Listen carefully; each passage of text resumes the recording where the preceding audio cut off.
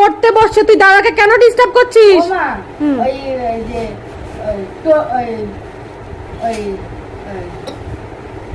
বলো। গোলমাল মুভিতে একটা সিন আছে না,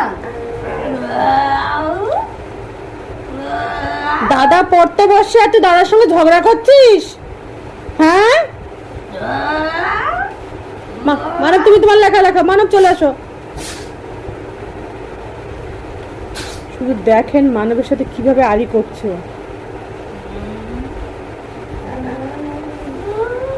হ্যাঁ কি হয়েছে বলো, কি হয়েছে, কি সমস্যা? এদিক তাকাও, কি সমস্যা হচ্ছে? দাদা তো পড়তে বসছে, তা তোমার সমস্যা? চলো চুপটি করে বসো, নিচে বসো। हे भगवान, हमसे जो मुझसे जो पाप हुए उसे माफ करो।